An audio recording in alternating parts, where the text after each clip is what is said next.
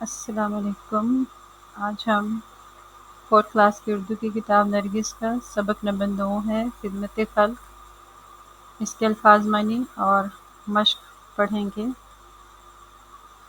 الفاظ معنی ہیں: خدمت خلق، لوگوں کے کام آنا، اجر، صلہ یا انعام، جیب خرچ، ذاتی خرچ کی رقم، رضا، خوشی یا مرضی، بے قابو، قابو سے باہر، انشاءاللہ، اگر اللہ نے چاہا۔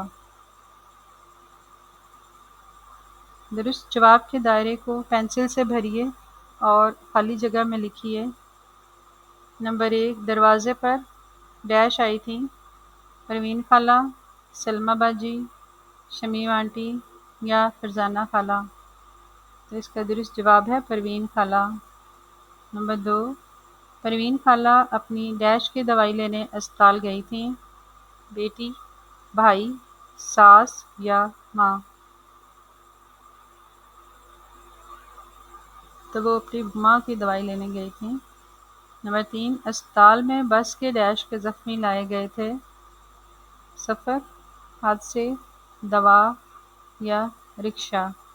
تو بس کے حادثے کے زخمی لائے گئے تھے۔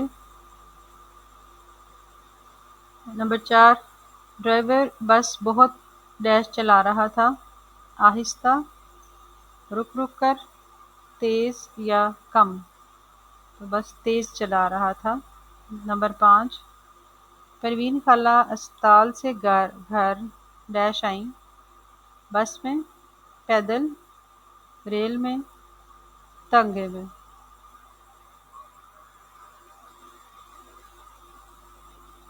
تو اس کا درست جواب ہے پیدل۔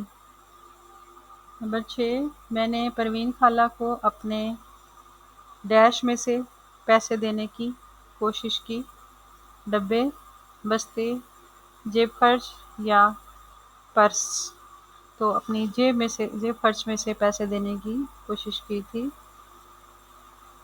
خالی جگہوں کو درست الفاظ سے پر کیجیے۔ تم میں سے ڈیش وہ ہے جس سے دوسرے انسانوں کو فائدہ پہنچے: بہترین، اسٹریچر پر بوڑھی خاتون ڈیش حالت میں لیٹی ہوئی تھیں: زخمی، بس ڈیش ہو کر فٹ پاتھ پر چڑھ گئی، بے قابو، ڈیش ختم ہونے کی وجہ سے پیدل آنا پڑا، ایسے، اللہ تعالیٰ تمہیں اچھے کاموں کا ڈیش دیں گے، اجر۔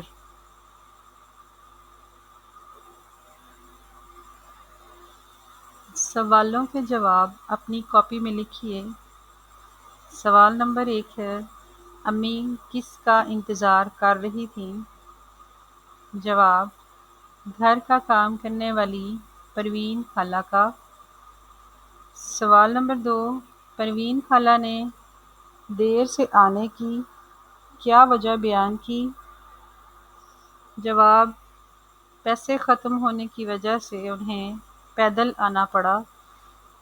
سوال نمبر 3 ہے: آپ کے خیال میں پروین خالہ نے لوگوں کی مدد کیوں کی؟ جواب: اللہ کی رضا کی خاطر۔ سوال نمبر 4، پروین خالہ نے پیسے لینے سے انکار کرتے ہوئے کیا کہا؟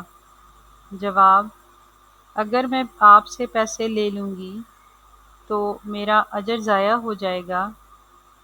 سوال نمبر 5، ہم کس طرح دوسروں کے کام آ سکتے ہیں؟ کوئی 2 کام تحریر کیجیے۔ جواب: کسی بیمار کی عیادت کر کے، کسی کی ضرورت پیسوں سے پوری کر کے۔ دیے گئے الفاظ کو اپنے جملوں میں استعمال کیجیے۔ الفاظ جملے ہیں: جیب خرچ، اسمار اپنا جیب خرچ اچھے کاموں میں استعمال کرتا ہے۔ تھیلی، میری تھیلی میں پیسے ہیں۔ حادثہ، بس کی تیز رفتاری کی وجہ سے حادثہ پیش آیا۔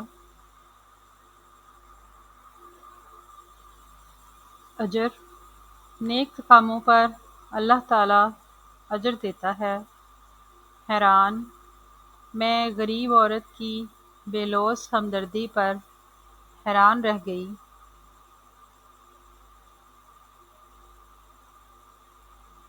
قواعد: حروف ربط، علامت فاعل نے کا استعمال۔ نے کا حرف ہمیشہ صرف فاعل یعنی کام کرنے والے کے ساتھ استعمال ہوتا ہے۔ جملے میں کسی مفعول کا ہونا بھی ضروری ہے۔ مثال: خالد نے کتاب پڑھی۔ نے کا استعمال کرتے ہوئے 5 جملے بنائیے۔ احمد نے کھانا کھایا۔ کائنات نے کھانا پکایا۔ اسمار نے کام کیا۔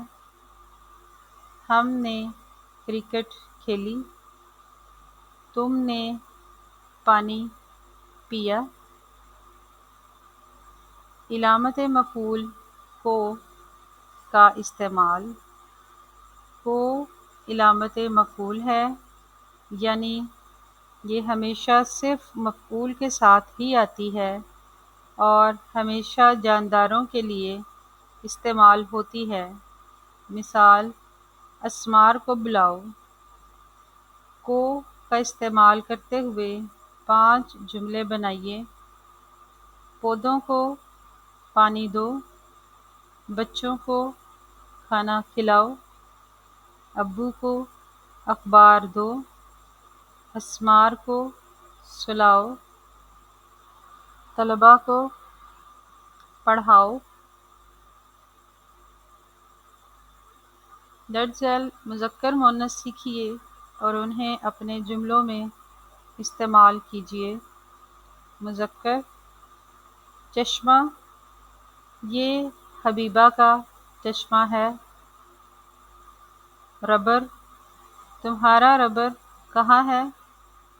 اسکول، ہمارا اسکول بہت پیارا ہے۔ فرش، ہمارے گھر کا فرش بہت صاف ہے۔ قالین، سرخ رنگ کا قالین بہت خوبصورت ہے۔ مؤنث: اینک، یہ میری اینک ہے۔ پنسل، تمہاری پنسل بڑی ہے۔ جماعت، ہماری جماعت میں 20 طلباء ہیں۔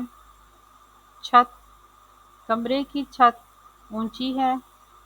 ہمدردی، غریبوں سے ہمدردی کرنی چاہیے۔ ہمارے چینل کو سبسکرائب کرنا نہیں بھولے گا۔ اللہ حافظ۔